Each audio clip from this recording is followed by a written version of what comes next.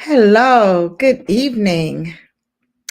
Delta Sigma Theta sorority was founded on 1913, January 13th, by 22 collegiate women at Howard University to promote academic excellence and provide assistance to those who need. My name is Renee Yvonne Belton, and I am the president of Delta Sigma Theta Sorority Incorporated, North Jersey Alumni Chapter. Since its founding, Delta Sigma Theta has become one of the permanent and very lucrative service-based sorority with more than 300,000 initiated members in over 1,000 charter chapters worldwide.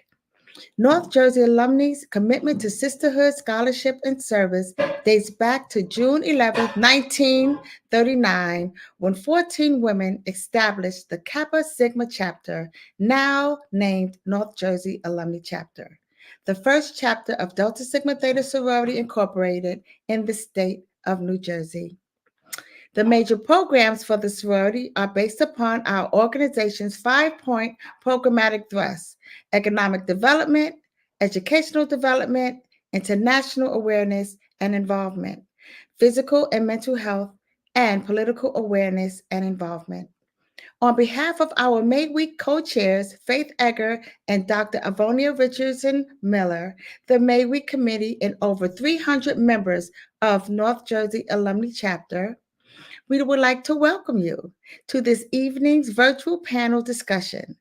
Hashtag Let's Talk About AI, a very important topic on artificial intelligence and its impact and benefits. Without further ado, I introduce to you Dr. Avonia Richardson Miller, May Week co-chair and moderator for this evening's discussion. She will begin by introducing our esteemed panelists. Well, good evening, everyone, and thank you, SORA President, for that introduction and those wonderful opening remarks.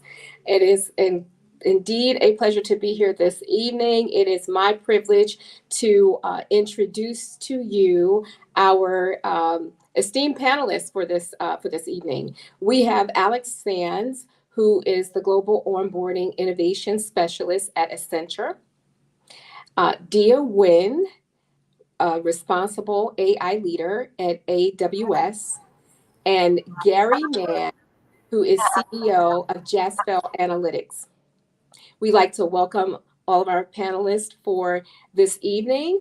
And right before we get into the discussion, we want to open up with 2 polling questions. So I think our tech support is going to be dropping those polling questions in the chat. We ask you to our audience to respond to that. And after we get some feedback on those questions, we'll give it just a minute or so while I am talking through this. Then the next thing that we will hear will be from each one of our panelists, who are going to open up this evening with a 2 to 3 minute TED Talk about their career journey, really highlighting those major points of their career journey that kind of led them onto the path where they are today, where all 3 of them are leading efforts in the space of artificial intelligence. Just check with my, maybe it might be good for the sake of time if we go ahead and do the TED Talks while they are actually responding to the polling questions, and then we can loop back to that. That's because I think every minute here this evening is going to count. I know our audience wants to hear everything that you have to share and contribute.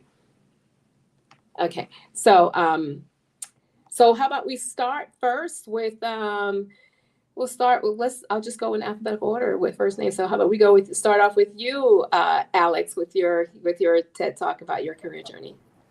Sure thing. Well, thank you, Avonia. Thank you to everyone here in the audience, and thank you to the North Jersey Alumni Chapter for having this event and for giving me an opportunity to speak and be a part of it. So my name is Alex Sands, and my career journey has taken a few twists and turns within the same organization, and I'm a global onboarding innovation specialist at Accenture, which is a global consulting firm, which is one of the largest IT system implementation partners in the world. And so I started off in Los Angeles, California, working with the organization, and I had opportunity to work with our clients, who include some of the biggest tech companies, the Amazons, the Googles, the Facebooks, a lot of the household names. So having those experiences allowed me to get a really close eye on where the magic was made in the tech world, so to speak. And then as I went, I started to see that a lot of the differentiated value, like what kind of made me special, what was my X factor, wasn't just my ability to be able to analyze data or to crunch numbers or to churn out an Excel sheet. It was in my ability to think creatively and dynamically and strategically and pull ideas that are seemingly far apart and fuse them together and start to create something new. And so to have that innovative eye. And so with discovering that, then I started to drift towards spaces that would allow me to exercise that more so.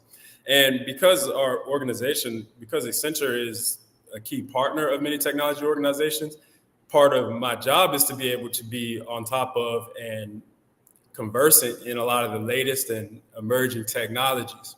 So that gave me perspective. And then I began to see that being in spaces of emerging technology allowed me to have more latitude to be creative, to be dynamic, to try something new.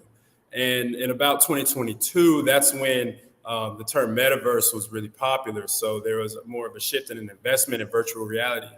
And so then I started to take my talents into that space so that I could use that space to think beyond the norm, because to work with new technology forces you to think beyond what you did before, because now you have affordances to do new things. And so it would be, you wouldn't be taking full advantage if you just continue to stay within the boundaries of where you were before with your old technology.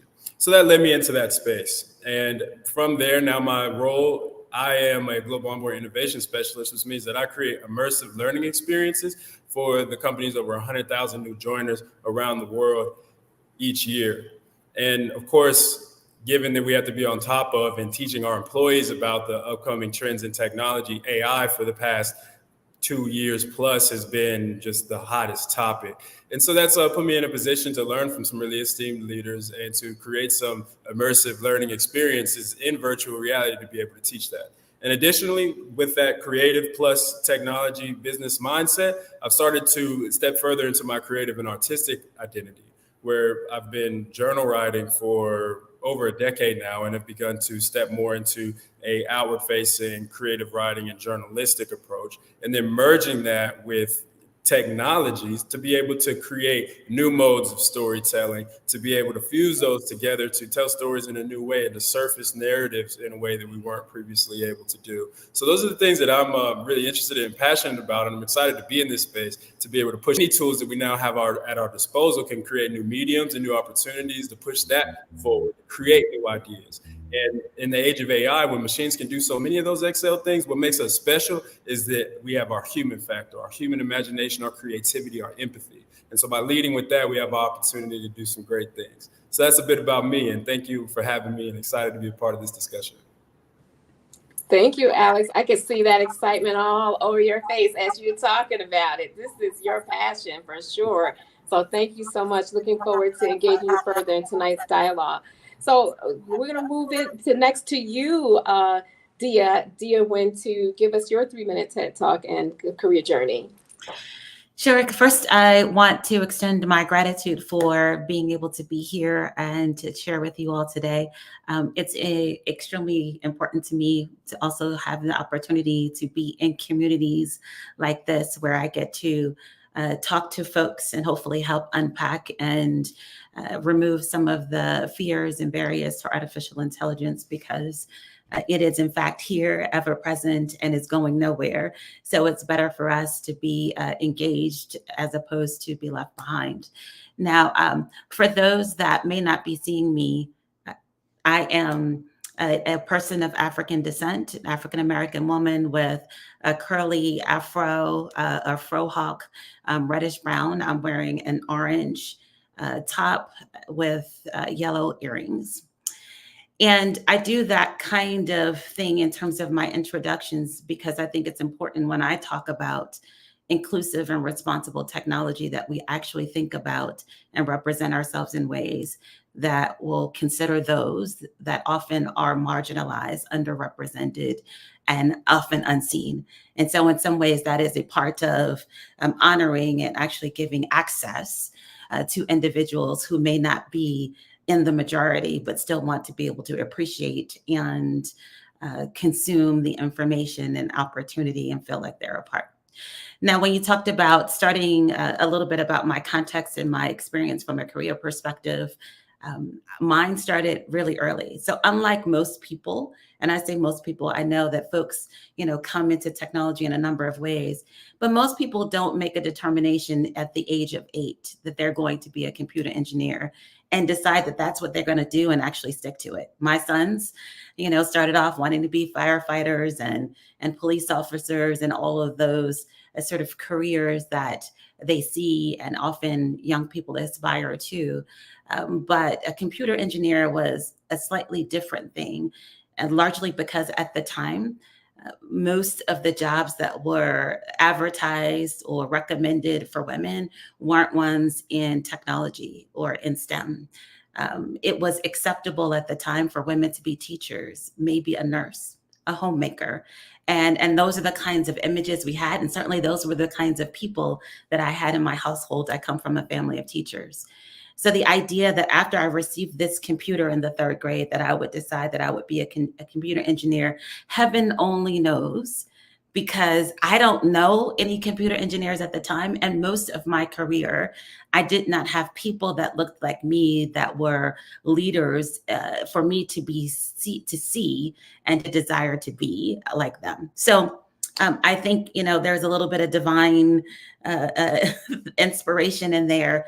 But my 3rd grade decision after getting a computer, this was a very basic computer that we carry more computing power in our pockets than we did at the time in my home desktop computer, Commodore VIC-20 for those of you OGs.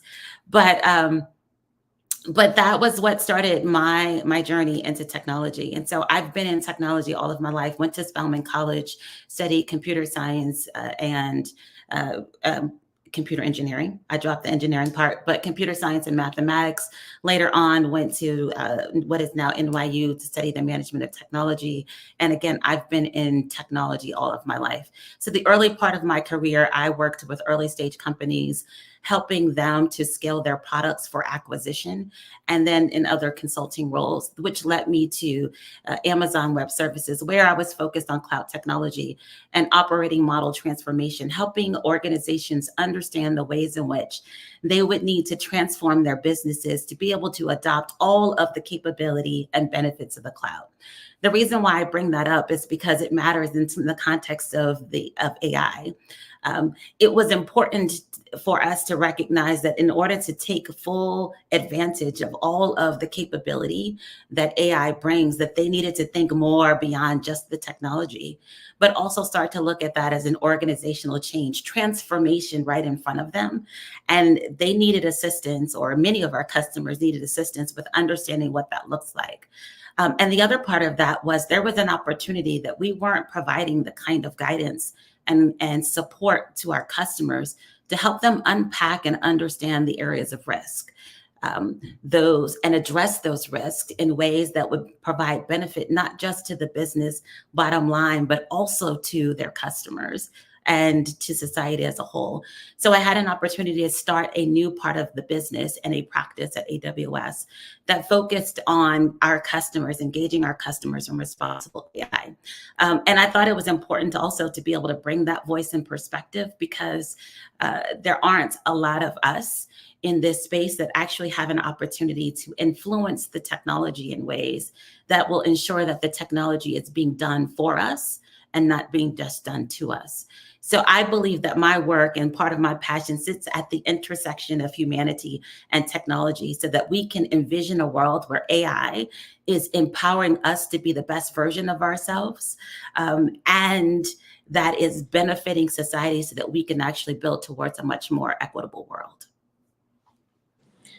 Thank you so much, Dia. I hear that passion in you as well. And At age 8, that's a very young age to say you want to be a computer engineer and really not having those people in your life. So, what an incredible career journey.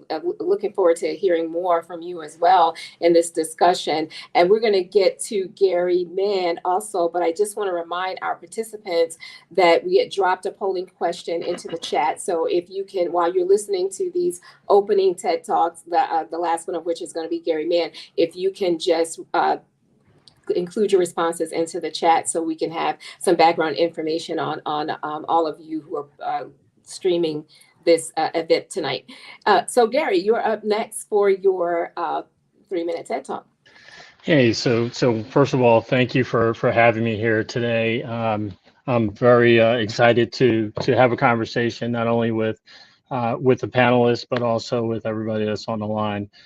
So my journey started in high school. So you know, I'm a kid of a single parent, grew up in Newark, New Jersey. Wanted to be an engineer in high school. Looked around, couldn't really find anybody that looked like me that was walking the streets of Newark. And so I still decided to go forward with that dream and decided to go to Rutgers University, where I majored in electrical engineering. Somewhere along the way, I had to take a work study job, and that work study job was actually inside of the computer room in a dark and danky place in Hill Center on the campus of Rutgers Piscataway. And at that point, I fell in love with computers. I fell in love with the whole idea of being able to code, being able to utilize and manipulate data. And I switched my major. I switched my major from electrical engineering into comp sci. While at Rutgers, given my financial situation, I made a decision to actually start a company while I was in Rutgers to finance my education. Where I actually automated the departments inside of Rutgers University, their accounting departments, things of that nature. When I was matriculating through school, personal computers were really just coming up at that time. I graduated from Rutgers, sold that company off, and decided to go work for a startup in New York called Information Builders, which focused on business intelligence and data integration. When I look at AI today, I think of business intelligence as one of those earlier technologies and catchwords, if you will, that really describes what's been happening. Worked at Information Builders for 20 plus years. Started off as a developer, rose from a developer to an architect. Then went into product management, where I actually managed a number of our data integration and business intelligence products. I think we had about a $40 million run at the time, at least with the products that I was managing. Got tapped on the shoulder by one of the owners of the organization to go into sales, which I reluctantly did. Usually going from technology to sales is kind of like a hard transition. I went from my phone ringing off the hook from people calling me from all over the world to my phone not ringing at all the next day when I went into sales. So that was a little bit of a shocker for me. But what it did was it gave me the opportunity to speak to businesses, in particular large scale businesses, and understand their needs around data, business intelligence, and integration. And that was like a major milestone for me. Because coming from the tech side of it, you really don't understand what the relationship is to generating revenue, reducing costs, increasing market share and things of that nature. So I sold probably for a good 10 years at Information Builders, both handling domestic accounts as well as international accounts, selling 6, 7, and 8-figure deals for them. Did everything that I thought I could do there and decided to go and work for another small startup.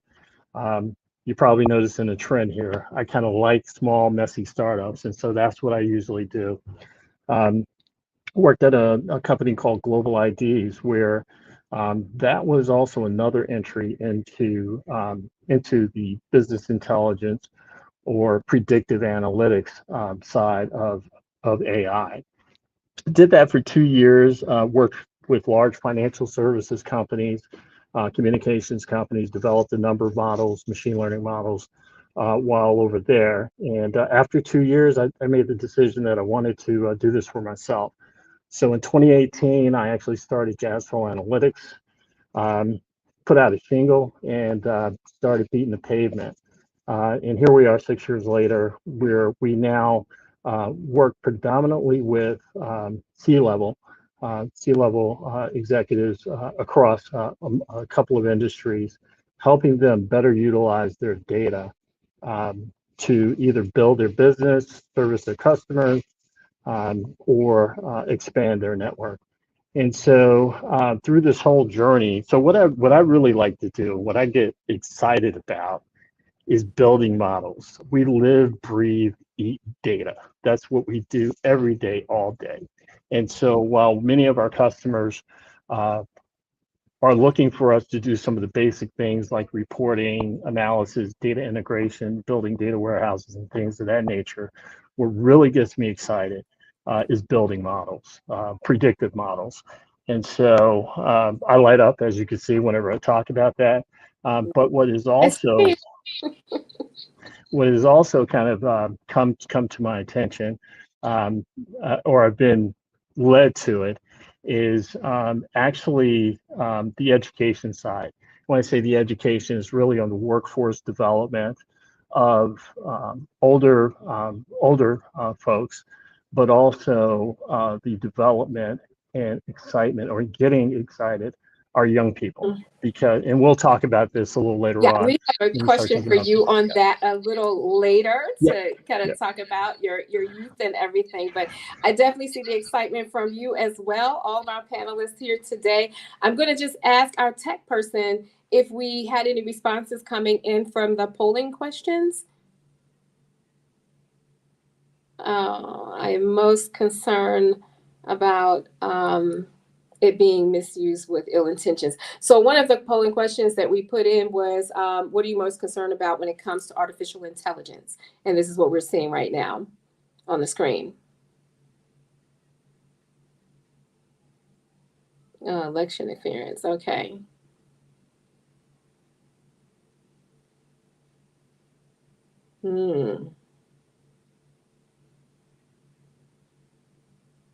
Okay.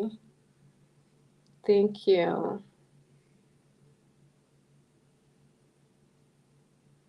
So we had another question of how frequently do you interact with artificial intelligence in your everyday activities? Okay, so we've seen some of the responses that have come in. Thank you. Ashley Davis is our tech person today, so thank you, Ashley. So we're going to get right into our first question. My first question, I'm going to you, Dia, for this question.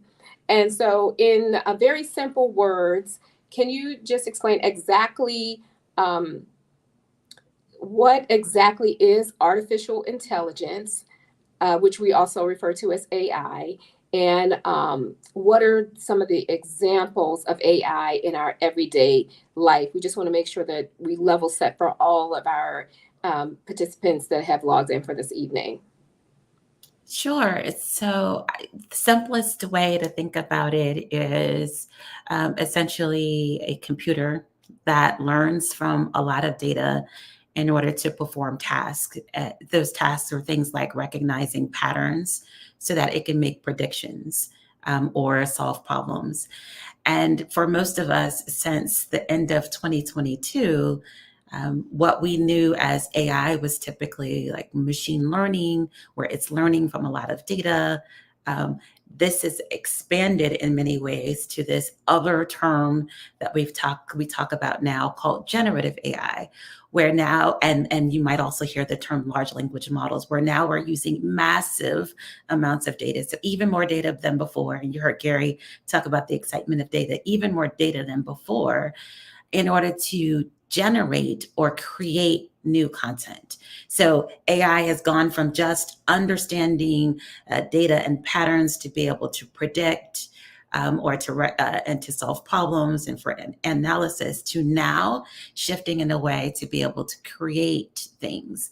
And this is important because previously we believed that AI or creativity, the ability to create, was much more reserved to human beings, not necessarily to systems.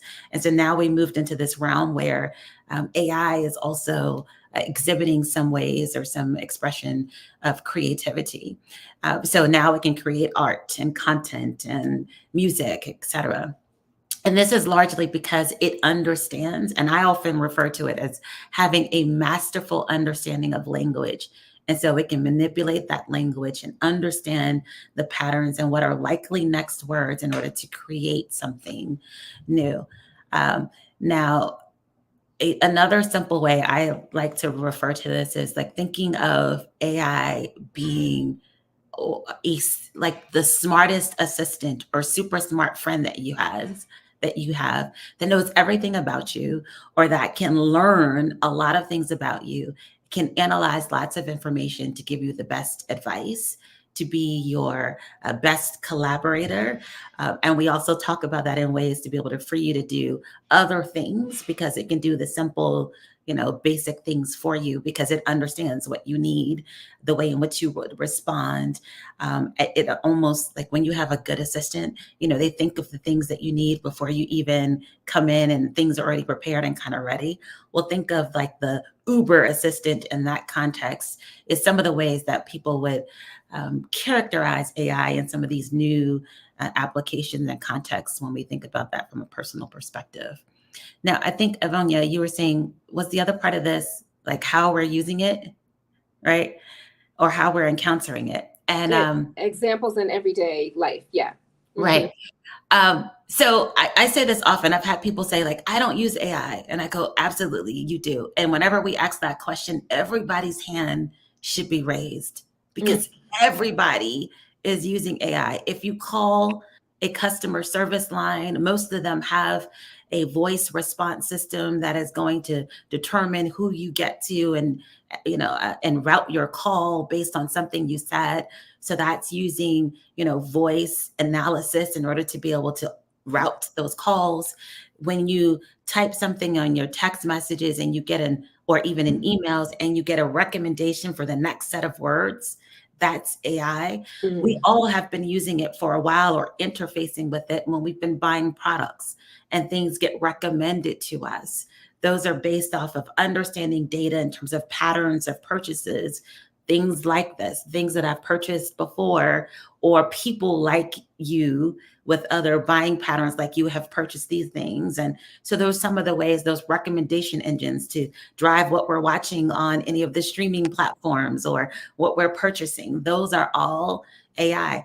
I love Waze. And Waze has AI integrated to make sure that we can navigate through, the streets of whatever city you're in with optimal speed and getting around traffic, right? And that's a combination of AI at work, as well as with our GPS and crowdsourcing information, but all of that. So these are all like examples of ways in which we become more efficient, get greater personalization, have other access. All of that is being driven by AI. Our search engines have long been, and social media have long been using AI to help determine what you see, when you see it. So I often kind of remind folks that this has been at play. I think the challenge is in that we've not been aware. And so AI has been influencing who we engage with, what we see, what we consume, even in some ways, how we think, right? AI has been at work for a long time in that way. So some of the fear, right, is because like this new thing for me. Well, no, it's been operating and functional and you've been using it for years. You just were less aware.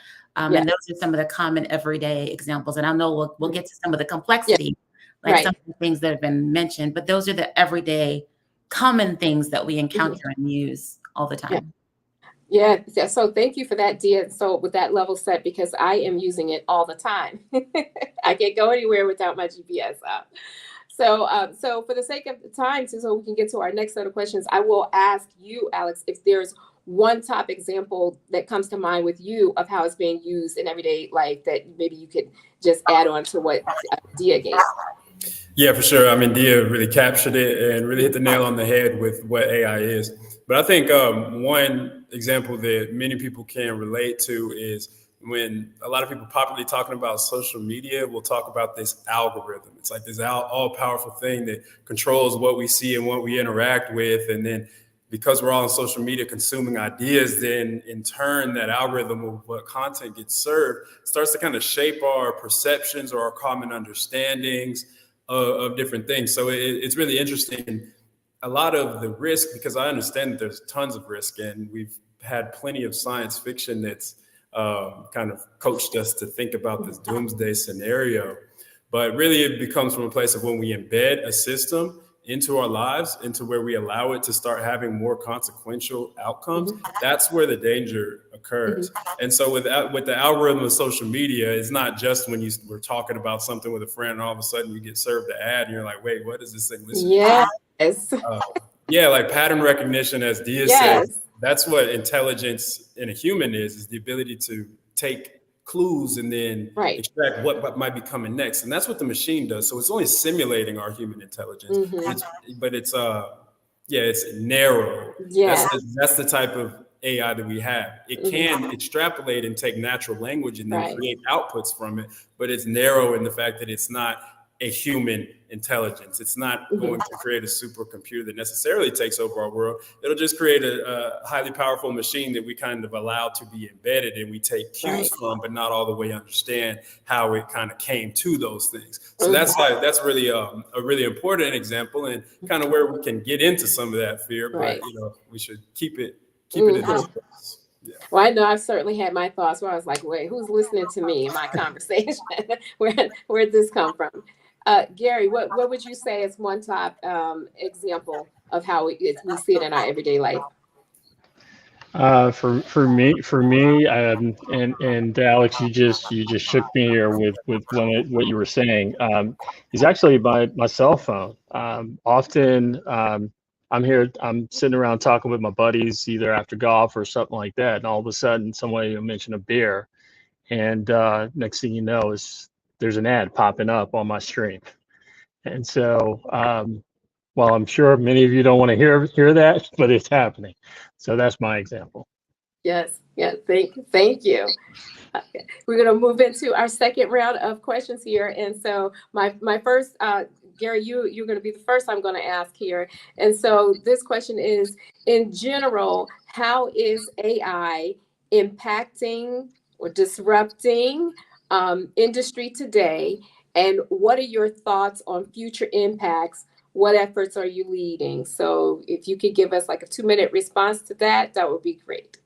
Yeah, I'll try to be brief on this because it's broad. I mean, AI is affecting every industry that exists.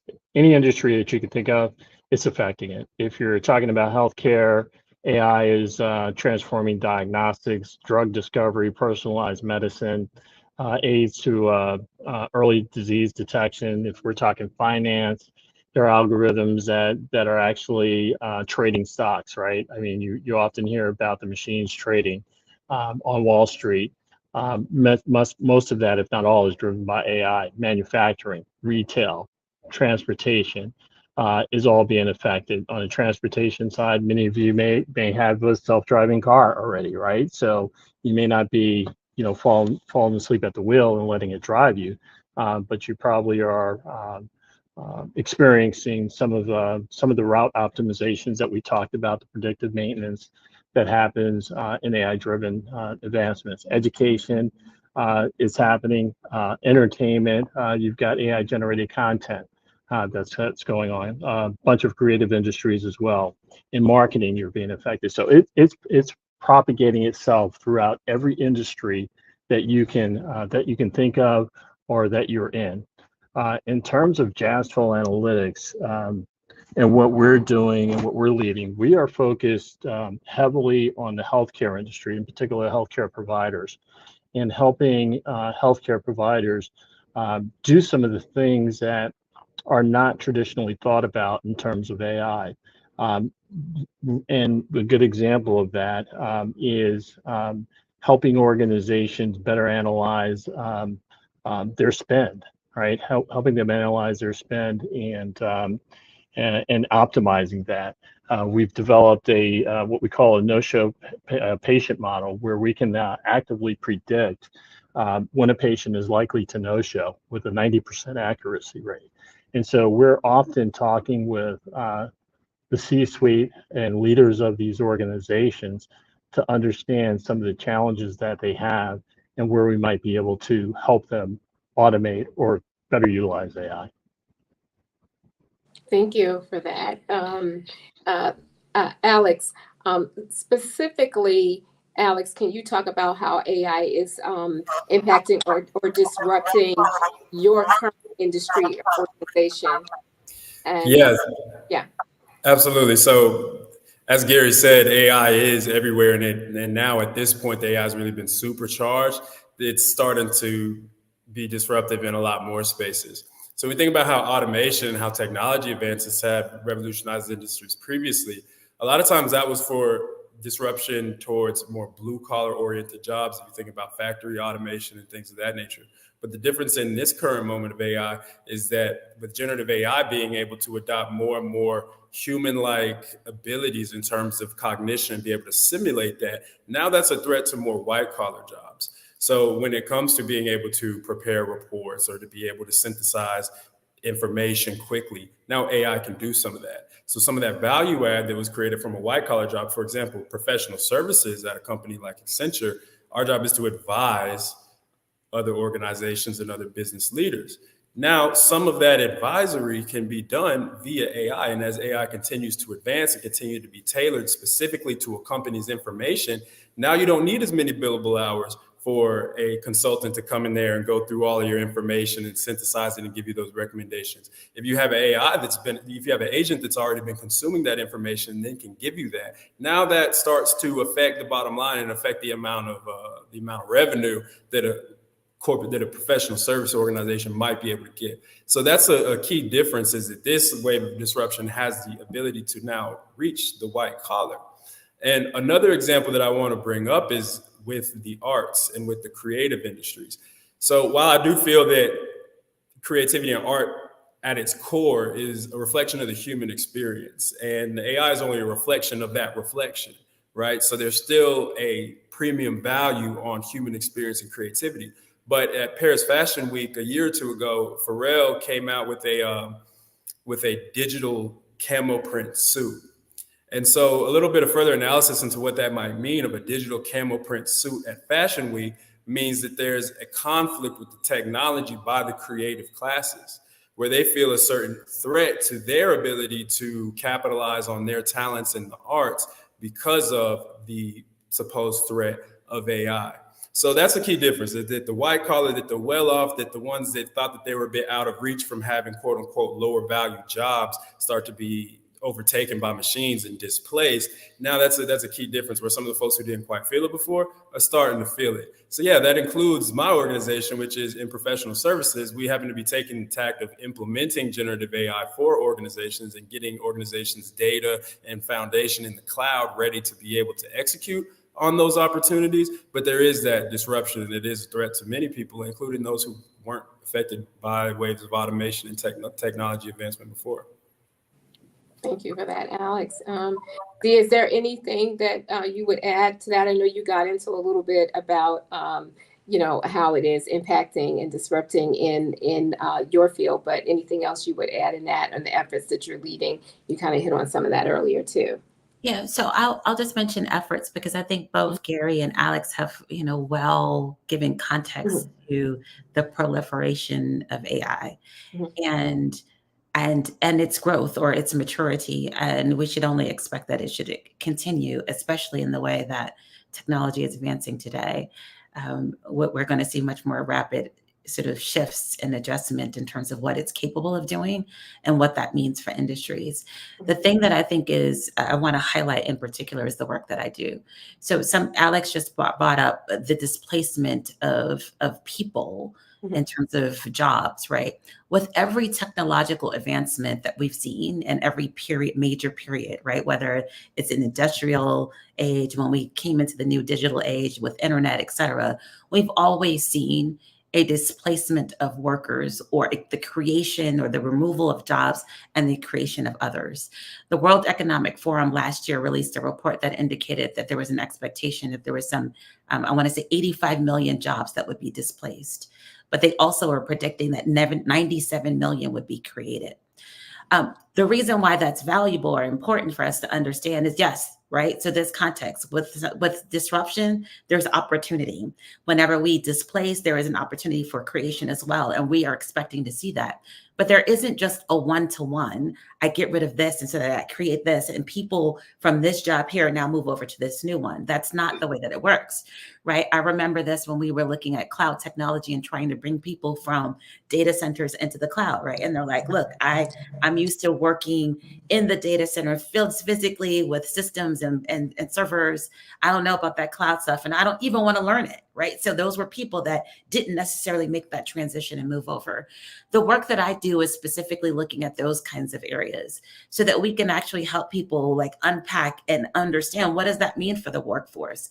How do we build pathways to ensure that people have opportunity beyond that? How do we create an ecosystem that actually allows for people who would normally be displaced to have a pathway to something new?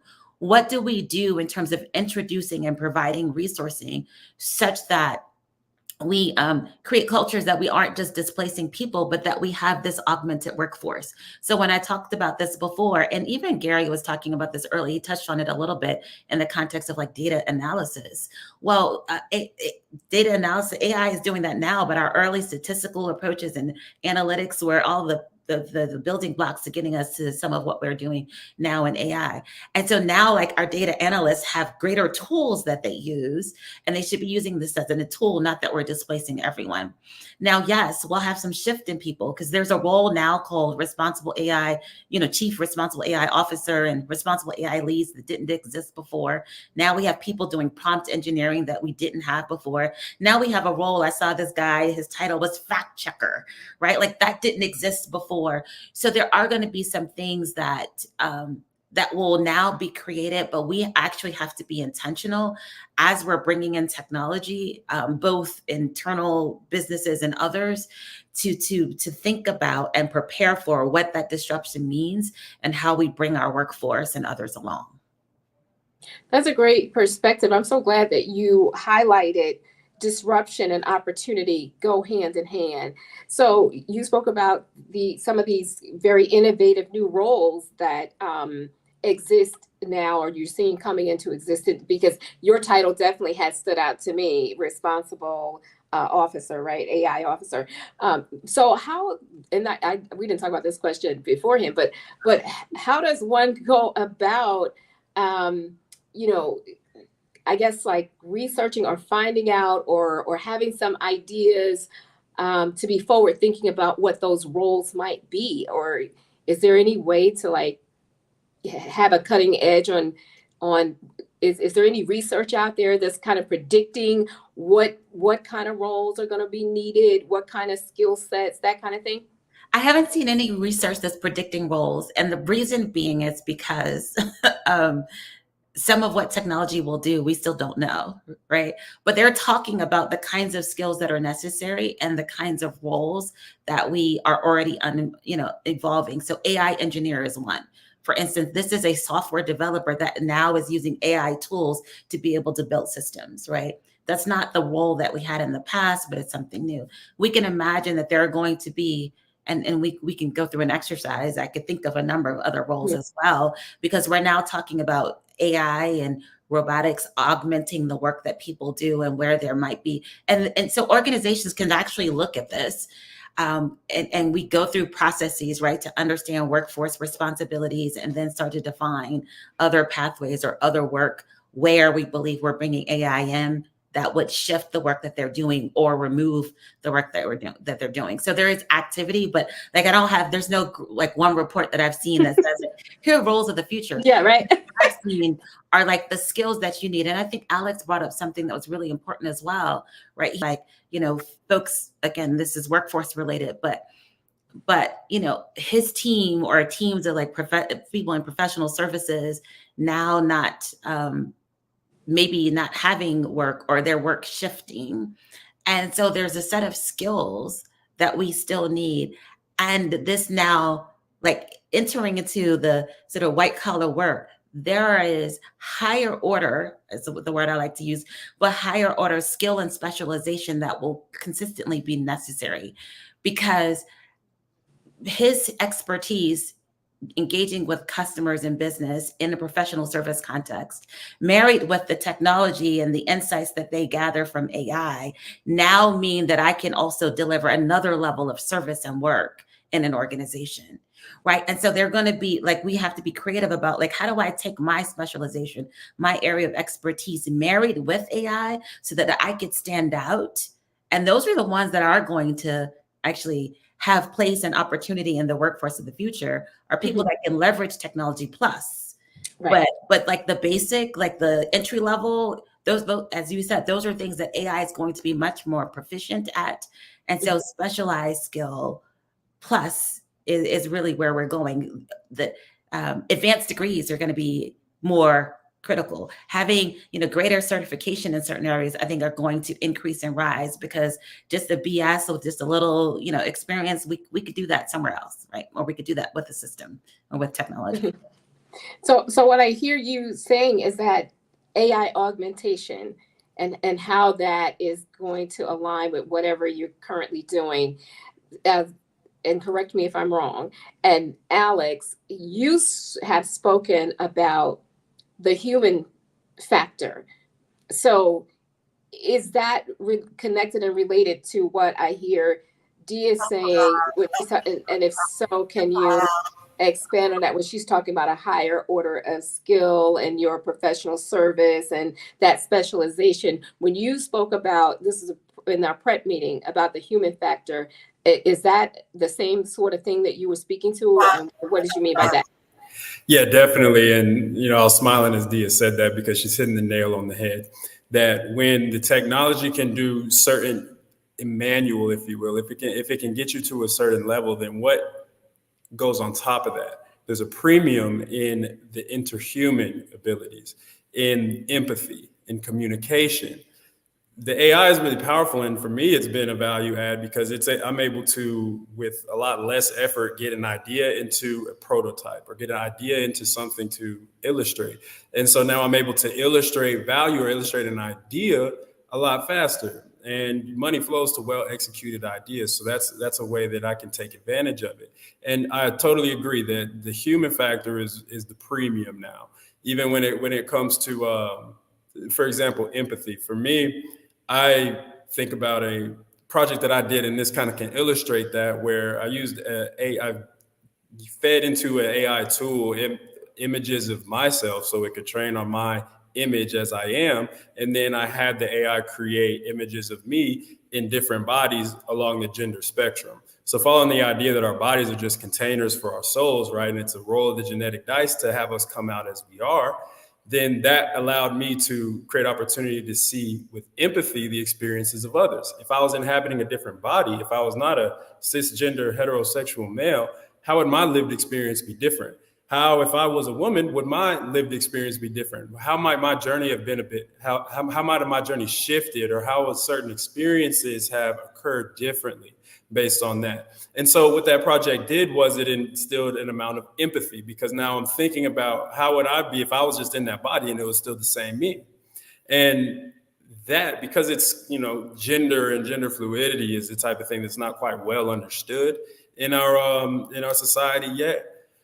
It's that this provides an opportunity to push that further too, because I can't necessarily change myself. I can imagine that. And then through imagine that, okay, we can kind of push that idea of empathy for what other people's experiences might be. And it's not that the images that were produced were like the biggest value. The biggest value was the human insight that was added on top of that. What does that output mean? How can I communicate that, and how can I frame that to others to make it impactful or make it valuable?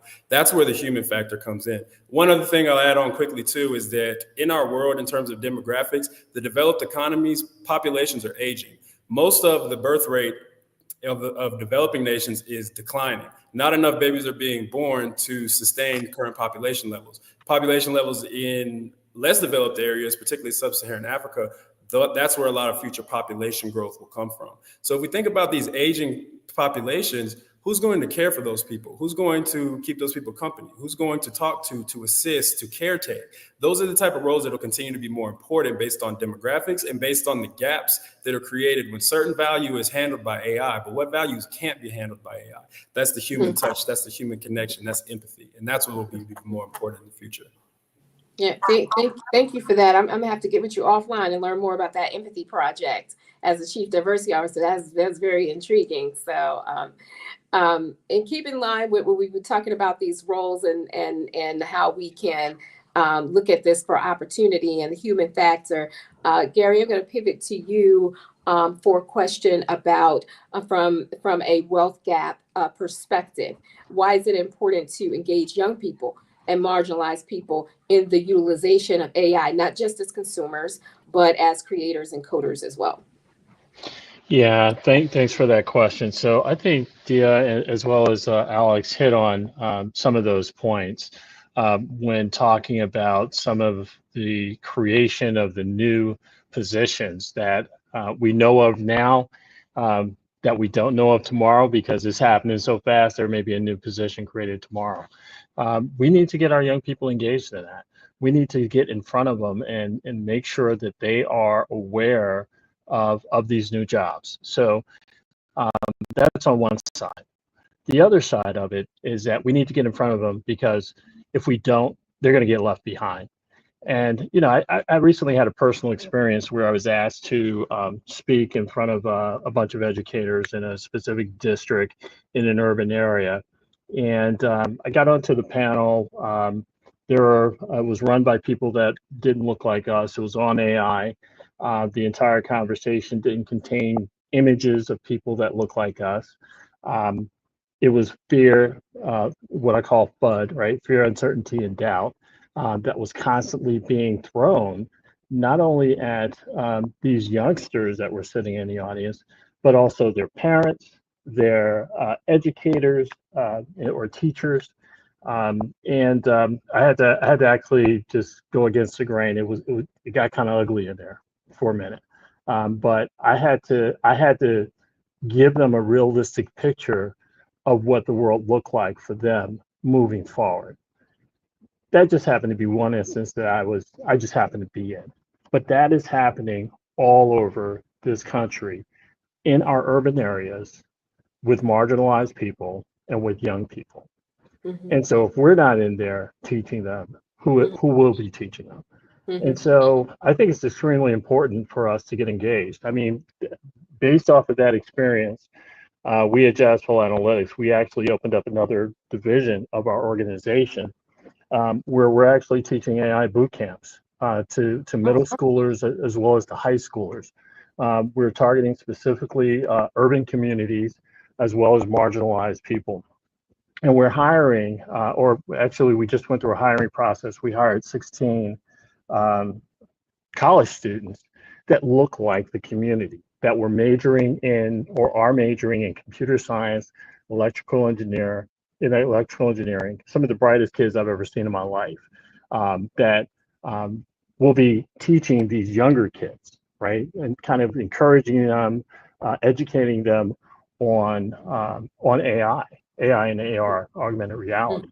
The other part of that is that the reason why we need to engage them, especially in the positions that we're in. You know, I look at this esteemed body that we have on here.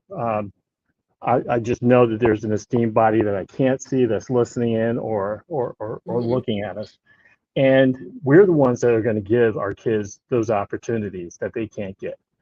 Mm-hmm. I interviewed probably 25 kids that, had they been another color, they would have internships already, lined up. Mhm. Yeah, So, that's awesome, Gary. I'm gonna have to yeah. get with you offline about that boot camp.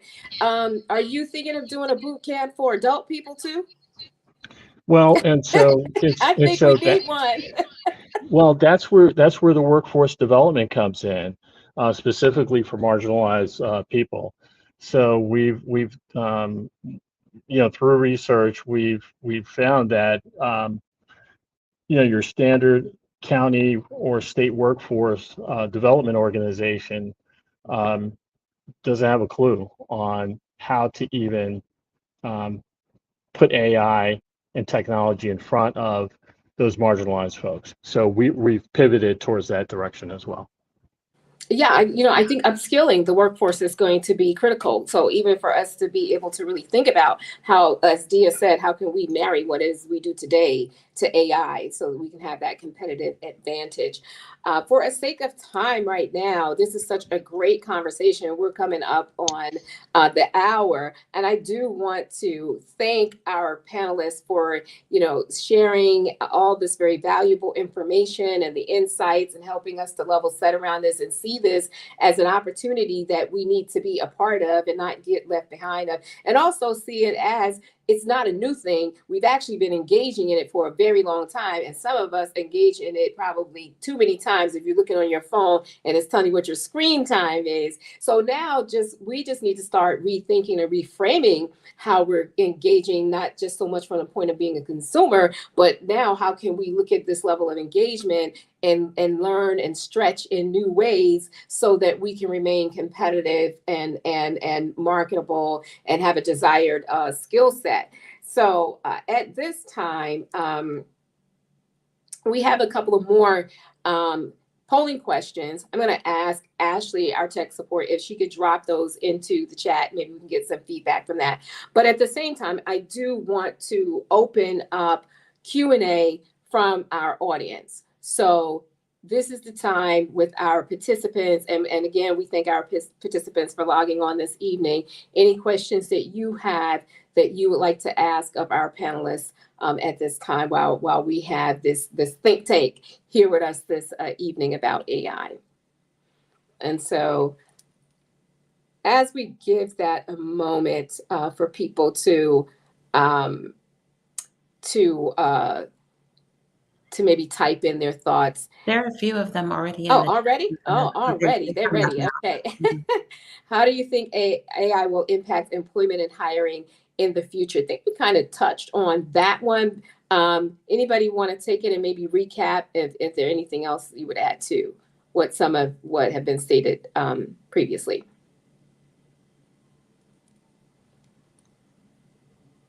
So I wonder if there's a little nuance here because they mentioned employment and hiring, right? There are systems and people are using, AI in evaluating resumes and looking at, and that, some of this automation in terms of the talent acquisition process has existed for some time as well. They're looking at ways in which to remove some of the human bias by obfuscating certain words or even names so that people can have a blind interview process. There's some, exploration around that. So I see AI having an impact on employment and helping to facilitate finding resources or finding individuals that would best meet the needs and demands of their roles that are being required. One of the things that I just want to highlight as it relates to this, because I know that some people are using AI like to write their resumes or to rewrite their resumes. And I'm not recommending against that. I think there are things that it can do. I just would warn people, because I saw this today, right? Like, there's a certain degree of AI has a language oftentimes. And so if you're using the common applications, some of the ones that are free, and while you can train it to use your voice, oftentimes it will just translate words and provide a response that isn't necessarily in the same kind of conversational language that we would often put. I can most often tell when people use AI for their resumes. Why? Because there's certain words they put in that we don't use. There's a language that it has. And while, there's some deterministic, capabilities, and so you don't always know that you get the same exact thing every time, it always uses certain words, especially when people aren't wise enough and informed enough to really tailor the prompt, the instruction. So the prompt is the instruction that you're giving it, so that it can be much more specific.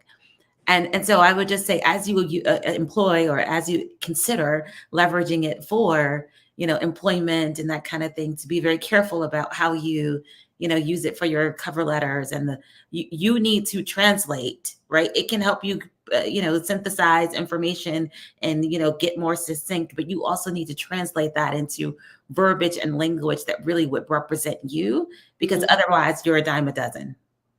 So what I'm really hearing there, Dia, is you need to really bring out the human factor in your resume, right?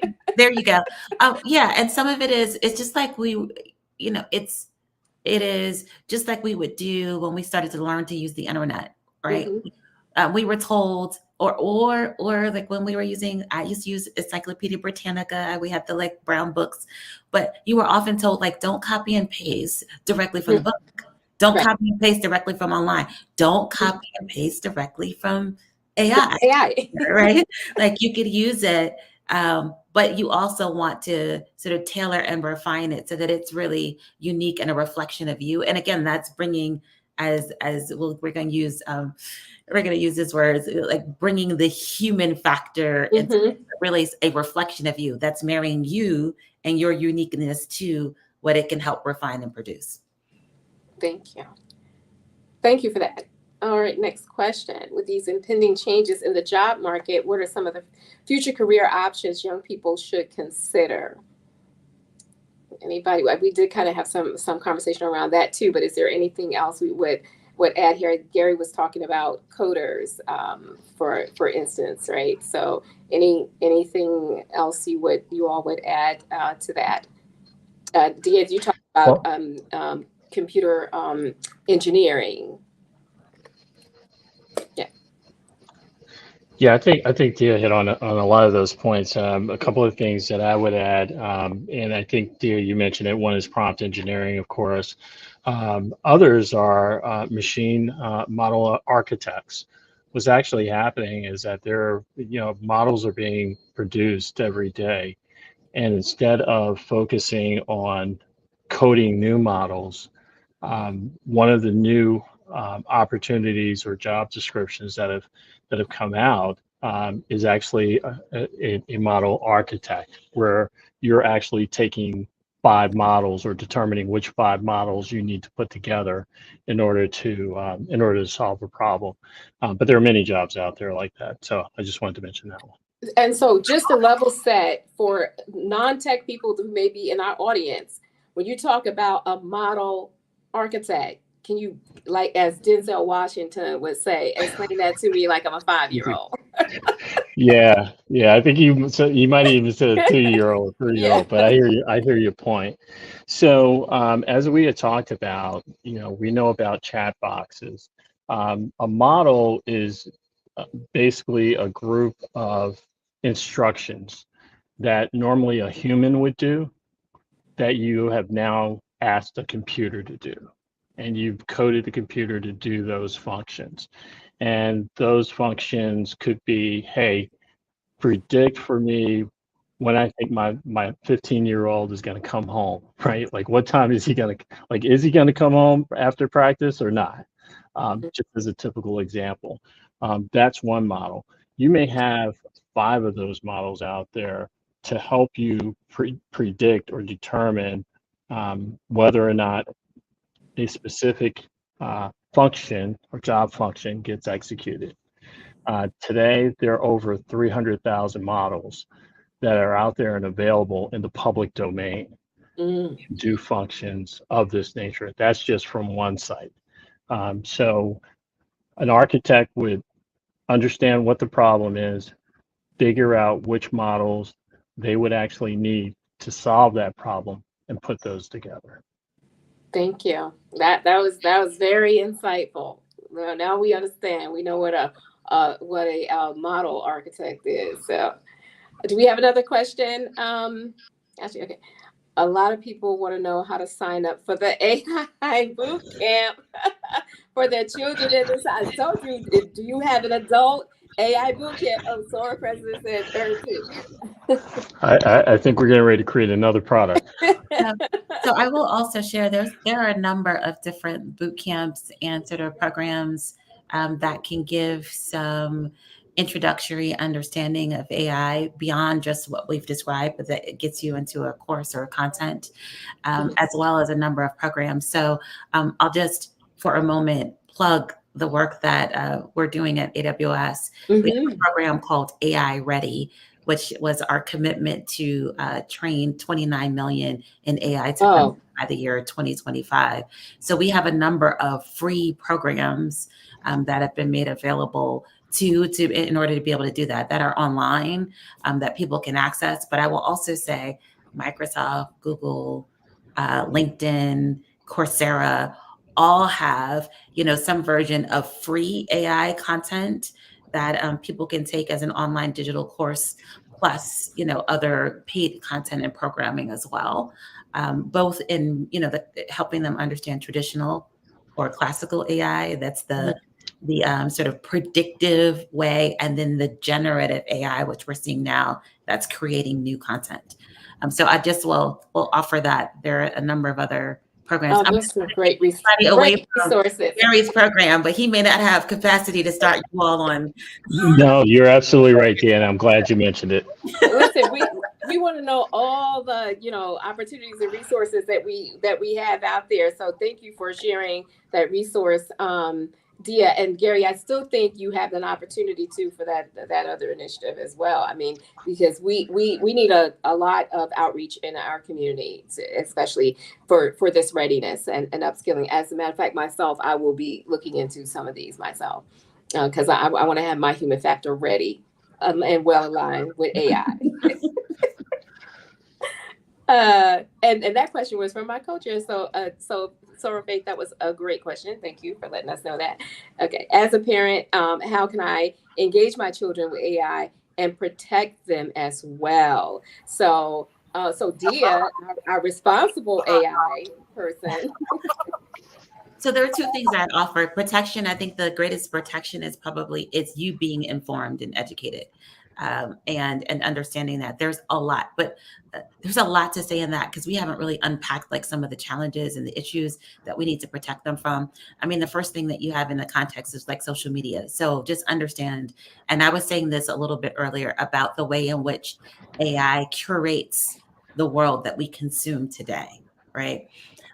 I think that we need to be aware of that, whether it is what I generate or what I search for in a search engine that is, giving me results that it expects, that it believes that is most appropriate for me, that gives me a lot of, or on social media platforms where our students and our young people are getting most of their information today. Like TikTok is an authoritative source in their opinion, right?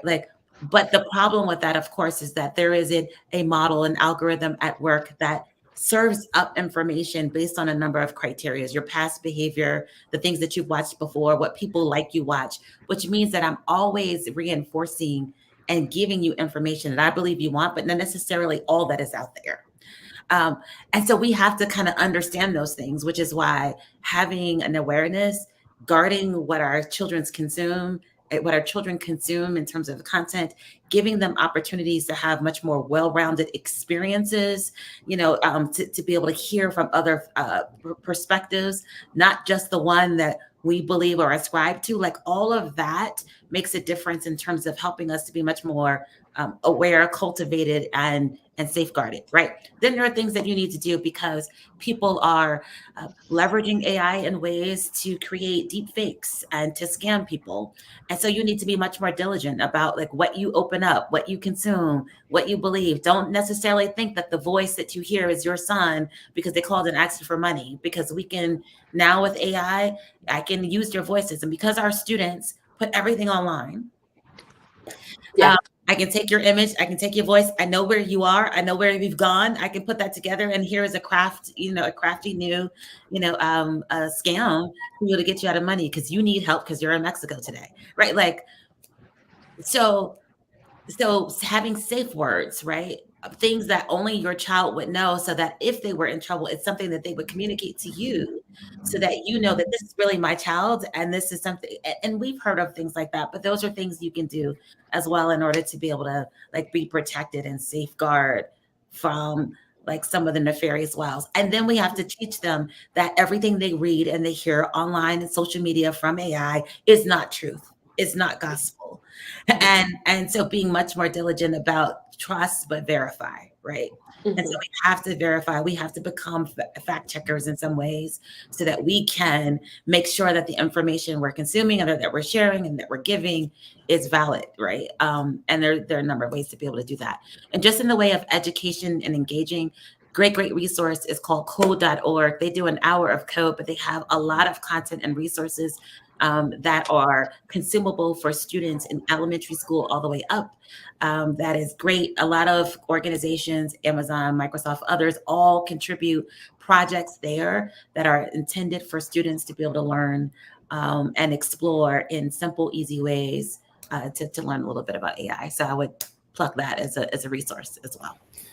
I also want to chime in real quick on this one too. And this kind of dovetails from the theme of empathy. So how can one engage with their children with AI? Well, if we think about that question as what can AI do to help one to be able to engage with their children and empathize with their children? Perhaps you can have AI be to play in the role of, say, if you have a 14-year-old, right? So tell me how my 14-year-old child is probably thinking about this issue. And then you can start to simulate that conversation and maybe prepare yourself and be a bit better at engaging and understanding what they're thinking. I also suggest a resource. It's a particular AI tool called Pi, P-I, as in 3.14. So it's a AI tool that's specifically catered to be kind of a personal coach. So it's definitely heavy on the emotional intelligence. And me personally, I use it to prepare for difficult conversations or kind of to unpack certain feelings that I might be having. And it does a host of other things, but I kind of can use it as like an on-the-spot, emotionally intelligent support tool, right? And so that's one thing that you can also engage to maybe prepare for that conversation or to think about things that you might be going through or your child might be going through in a bit more of a dynamic way. And also for the protecting part, for sure, what Dia said is that digital literacy will be essential. Everyone should be digitally literate in this day and age because we need to be able to know real from fake. We need to continue to have critical thinking skills to critique and to vet everything that we're seeing, because every message has a reason. And now you can have, some real nefarious type of things disguised and slid in there very effectively. That's things like those scams. That's things like election interference. That's things like, social engineering. Those type of things can come through there. So yeah, digital literacy, everyone needs to be able to think critically. And also we shouldn't only give all of our critical thinking over to machines. We should also continue to study the humanities. We should also continue to study the arts so that we can have more empathetic and we can have more critical thinking in our population and in our children. And that will help them to navigate some of the pitfalls and some of this new reality which we'll be entering. Yes. Oh, thank you so much for that, Alex. I wanted to jump in on it really quick. Yeah, sure. You just made me think of something, Alice, when you started talking about some of the roles. And I just want to throw this out there because we have made a shift where there was a season where plumbers, carpentry, and some of those skilled jobs were seen as valuable, and then they were less valuable in in this period with digital sort of what do we want to call it, with all of the move towards digitization and the internet, et cetera. I think that is another opportunity that we have as well as we talk about some of the shift in work, because carpenters, architects, et cetera, like those skilled jobs are not going anywhere. Where we see certain things being replaced, like full out replaced with AI, like you are still going to need somebody to take a stake and put it in and go and help you fix your plumbing. I have, automated thermostats and everything like that. And I still need to bring in an electrician, right? Like, so there are certain trades that are going to still be extremely valuable, and we should not continue to diminish those as very real options for our future and for future work. That's so important, and thank you so much for highlighting that, Dia, these career technical trades. That's so important for our students, and I think a lot of our schools have moved away from this. As we take this last question, I'm going to ask Ashley if you can drop the links to some of the resources that we had ahead of time in here. Although I hope that all of our participants did take down the resources that was mentioned in our discussion as well. And then also, Ashley, if you could drop the link for the feedback survey in there, and we're going to ask that all our participants would fill out the survey to give us some feedback on that. So while that is happening, we'll go to this last question, and then I'm going to come to the panelists to ask you to give us your 1 to 2 minute wrap up for this evening. So this last question we're taking is, at what early age do you find AI being taught to kids in school? Oh, I think it's happening before. I think it depends. Yeah, I was going to say, I think it depends on your zip code. I think in some of the more affluent zip codes, you're seeing it very early on in grammar school. I recently had the pleasure of talking to one administrator in probably one of the best high schools in New Jersey. However, it's located in Newark, and they're struggling to figure out how to even introduce AI into the high school. So I think it depends on your zip code. That's at least from my perspective. Yeah, like many things when we talk about disparities and inequities depend on zip codes. Mm-hmm. Okay. All right. Well, then, Ashley, was there another question? Was that our last one? I thought that was our last one. Yes. Okay. So, this is the last one. Okay. So, well, maybe we can address this one too. How concerned should we be about the inherent biases of AI when it is applied in so many industries? Is there anything we can do to remove those biases? Well, I'll say, as Chief Diversity Officer, even as humans, we always have bias, and I think in the tech field, humans are behind the technology, which will perpetuate biases. And so, at best, I think we can raise our awareness and be intentional in mitigating it. But I'm going to turn over the response to our esteemed panelists. Anybody want to take that one? Response. Okay, Alex. Yeah, I have a kind of funny story that can illustrate this. So, my mom is famous for throwing a fried chicken and waffles day party. All right, and so also quick shout out, my mama is a Delta, 1982 coincide member and Boston alumni chapter. Okay. So she has a party, right? So it's chicken and waffles. So I'm like, okay, let me go into this AI tool and maybe make a little flyer type of thing just to kind of add to the festivities. So in my prompt, I'm like, the menu for the event is fried chicken and waffles. And so because I had the input of fried chicken, the output, everybody in the images was Black. I didn't say they were Black, but because it's querying the internet that it's been fed, it has now absorbed that trope. And so then also, because AI is not very good at rendering people's hands, you got all these distorted Black hands reaching at chicken, and it just looks really crazy. Right. So like that was a very clear example of bias inherent in AI. But where the bias can really go from just uncomfortable to malicious is when we embed the tools into consequential outcomes. For example, if you have an algorithm that predicts mortgage lending rates, or if you have an algorithm that gives recommendations for criminal justice sentencing, now you have those biases that can create real life harm for people and real life disadvantage for people. And it's especially dangerous when we have what they call a black box. So if we don't have any accountability about how the AI arrived to that, and in the world of responsible AI, and I'm sure Dia can talk more about that, but there's a having that accountability for the algorithm, like algorithmic accountability becomes more and more important. How did we get these answers before we go and apply them into consequential areas of life? So I think to remove the biases, we need transparency. We need accountability. We need to fuse humanities with the technology so that we're not just tasking engineers with building a tool and then deploying it out into our human world without any type of oversight. We need to pair together the humanities to have that human insight, to have that critical insight that can educate the best and highest use of the technology that the engineers make. So I think we need transparency. We need that cross-functional support so that we're not just, tasking the therapist with helping our teenagers navigate the horrors of the algorithm of social media, right? Like, we need to be able to have that integrated on the front end so that we get better outcomes.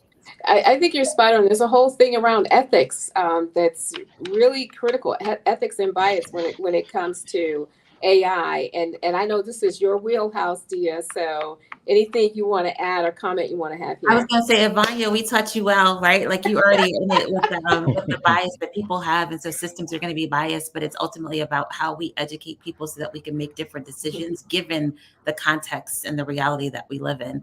And so part of that is not just, and Alex was talking about like some of the accountability and transparency. Part of that is also having people that look like us, that are actually helping to design and influence the systems that are being created.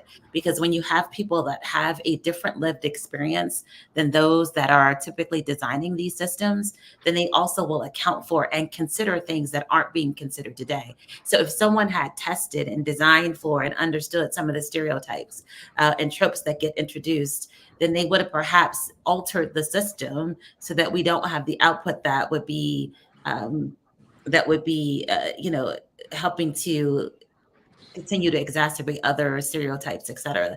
So the involvement of people of color and people from underrepresented groups in technology, that means that we also have to be investing in them so that they could have those pathways like what Gary is doing. And then the other thing that I would say is this is the other part of what you all do.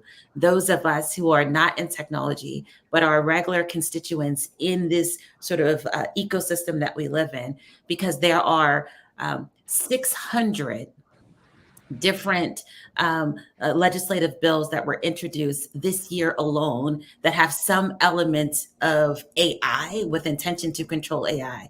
So what does that mean? That you all need to be educated and informed enough so that you actually are helping to drive representation in our political system that will care about those kinds of inequity and biases that result from AI, and do the right things in terms of the kinds of legislation that's required so that we can also have the guardrails and protection that's necessary in these systems. Thank you so much for that. And 600 bills. Oh my goodness. Social action needs to get really busy. Or I understand that we already are. Sora, President, did you want to say something? I just wanted to say, Dia, I could call you Dia?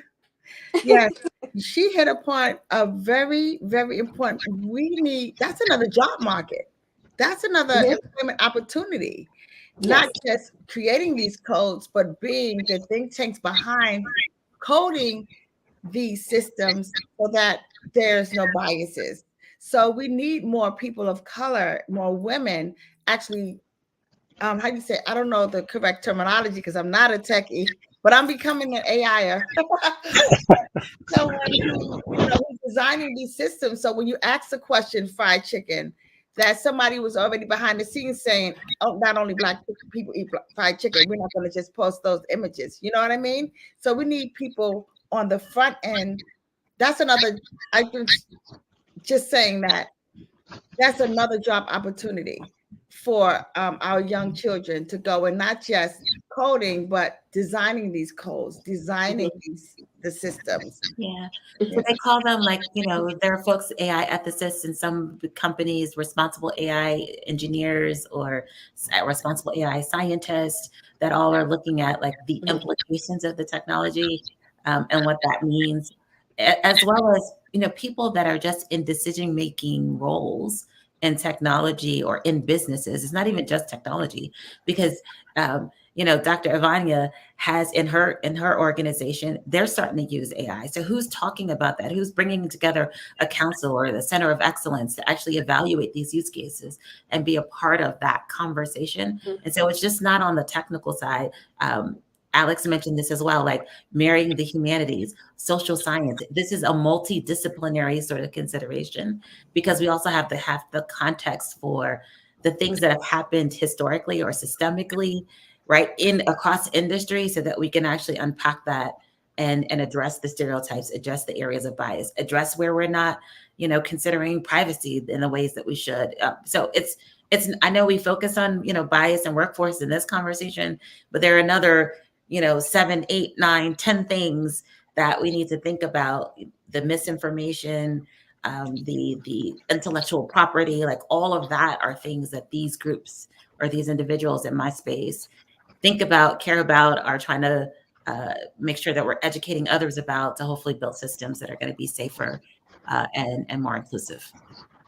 And those are the growing jobs. So, I'm sorry, Vanya. And so those are the growing jobs that Dia just talked about, and Renee, you were talking about. It's bringing non-technical people into the realm of prompt engineering to help us think differently, right? Because us tech people, we kind of think a certain way, and it's not always the right way.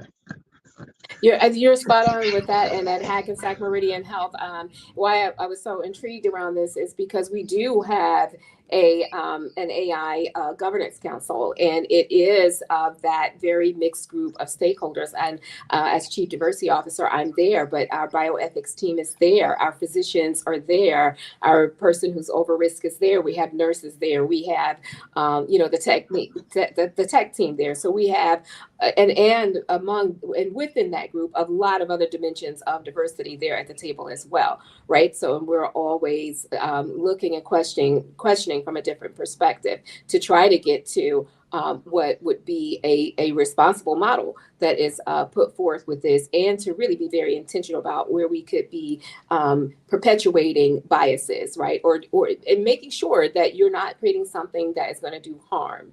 So we're down to 3 minutes. This has been so great. I want to say thank you so much, everyone, on behalf of myself and my co-chair, Faith Egger, and Sora Renee, Belton, Alex, Dia, and Gary. I got just enough time to give each of you 1 minute, 60 seconds for what's your closing statement or takeaway point.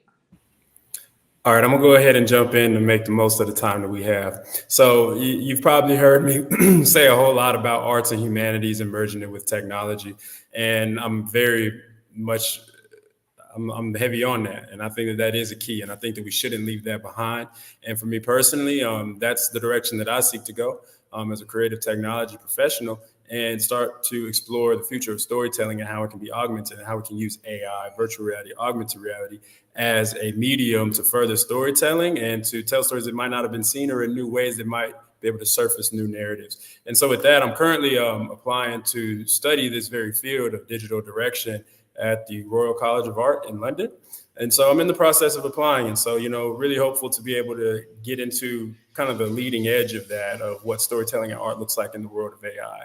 And so if anyone out there has any grants or funding opportunities for young Black scholars and technologists who are seeking to pave that way of the new future of storytelling and bring in empathetic and Afrocentric and globalized diasporan perspectives into that field, then please do send that along through whatever channels may be. And I would greatly appreciate that. But I also definitely appreciate the time to spend with you all and have this discussion, because it's what I'm passionate about. It's what I'm excited about. And I hope that we can be a part of the building the future that we wish to see. So thank you. Thank you so much, Alex. Dia, 60 seconds. All right, so Maya would be, listen, you all need to jump in. I hope that hopefully we dispelled some of the fears. We may have created a little bit others as well, but I think the encouraging thing is that there are folks like me and like Alex and Gary that are actually thinking about these sorts of things and active in the work to be able to address the concerns, the considerations. You all need to try. Use ChatGPT, use Gemini, use Party Rock, all of the platforms have something you need to like dip your toe in and start using generative AI, because I think that is going to be your greatest sort of teacher.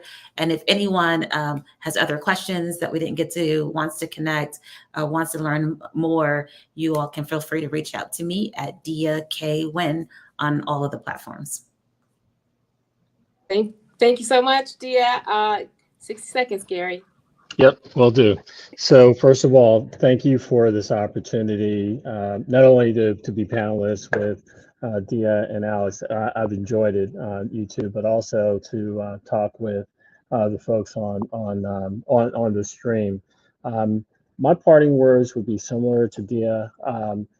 If you're not using generative AI, you're behind. And so if your kids aren't using generative AI, and when I say kids, teenagers and above, they're behind. So I would encourage you to lean in, much like what Dia and Alex had said, and close your eyes and just jump. You'll find that you'll start swimming very, very rapidly, very quickly. The other part, which I think is extremely important, which Dia mentioned, is those 600 bills. There is legislation that is going on at the state and local level that are going to affect us as well as our kids as it relates to AI. I would encourage you to get involved. Thank you so much. It's been so awesome. Sora, President, do you want, let me offer my president 60 seconds. Bear with us, our 60 participants. seconds. Gary, Alex, and Dia, thank you so very much. I saw in the chat we need a part 2, and I concur. We need a part 2. So, Alex, we may have to reach out to you in London, but definitely Dia and Gary, y'all on this side of the pond. So, we're going to reach out to you. We would love to do this again if you're available. Thank you so very much. Thank you. Okay. Thank you. Yes, thank you so much, everyone. And I do want to say that the recording for this panel discussion is going to remain on our Facebook page and on our YouTube channel as well. So please feel free to share. And, Alex, Dia, and Gary, also share it with your networks or post it as well. And I concur. I definitely do think we need part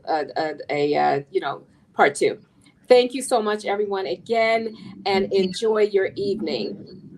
Bye all. Thank you all. Take care. And don't forget to fill out the survey to our participants. Thank you.